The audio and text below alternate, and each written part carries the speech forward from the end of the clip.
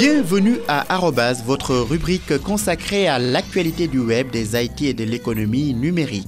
Il sera beaucoup question de noms de domaine génériques dans ce 13e numéro. L'Union européenne a son .eu, l'Afrique, elle, ne dispose pas encore du .africa. Les décideurs du continent veulent à tout prix protéger des noms de domaine géographiques, des sites historiques, des cultures et traditions. Ils l'avaient fait savoir lors de la 42e conférence de l'ICANN à Dakar, mais force est de reconnaître que le continent est loin du compte quant au nom de domaine générique proposé à ICANN, laquelle structure s'occupe de la gouvernance Internet à l'échelle mondiale.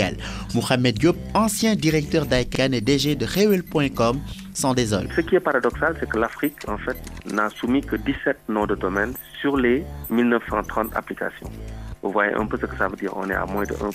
Donc, on a vu un engouement autour de ça au niveau mondial. L'Afrique est toujours en reste dans ces programmes parce qu'ils n'ont toujours pas intégré l'espace de nommage comme étant un espace stratégique à développer, bien qu'il y ait eu des résolutions africaines au niveau de Oliver Tambo en Afrique du Sud. Il y a une réunion des chefs d'État qui en a parlé.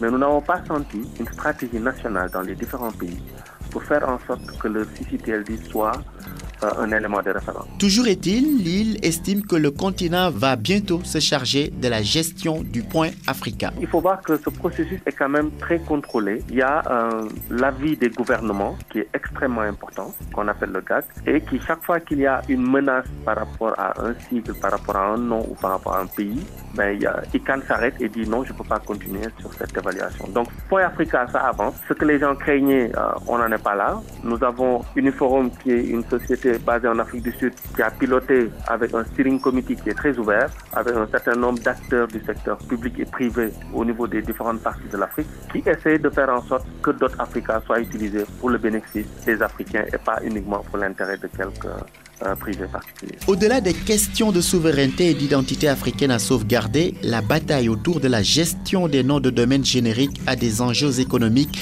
lesquels tournent autour de plusieurs milliards de nos francs et les dirigeants du continent en sont conscients. Le projet Un étudiant, un ordinateur a été lancé à l'université de Thiès.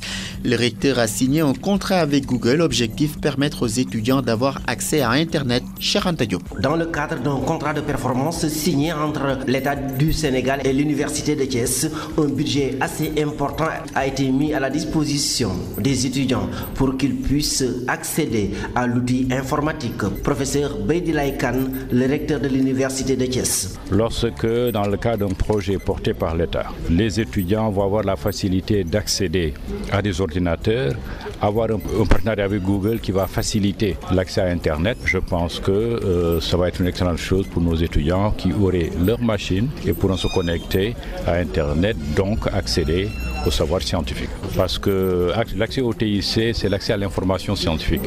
Nous sommes dans un pays en développement. Selon le recteur de l'université de Thiès, la porte est grandement ouverte. Les partenaires seront les bienvenus. Mais également déployer à travers des partenaires de ce genre, il y a encore vraiment des efforts importants à faire. Et l'université de Thiès a une spécificité, nous avons plusieurs sites. Donc c'est pourquoi nous sommes dans la dynamique vraiment de voir comment assurer une connexion stable avec haut débit sur l'ensemble de nos sites. C'est un objectif.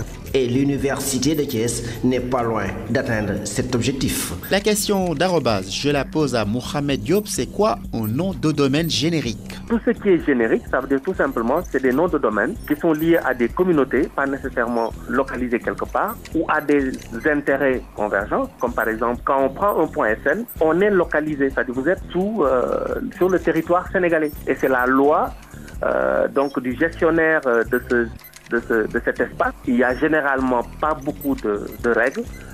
Les règles, c'est le premier arrivé, premier servi. Et c'est ça qui a amené qu'on a vu beaucoup de problèmes. Merci Mohamed Diop, c'en est fini pour Arobase, présentation Ismaïla Kamara, technique Marie-Justine Diogo. Je vous donne rendez-vous samedi prochain. D'ici là, soyez nets.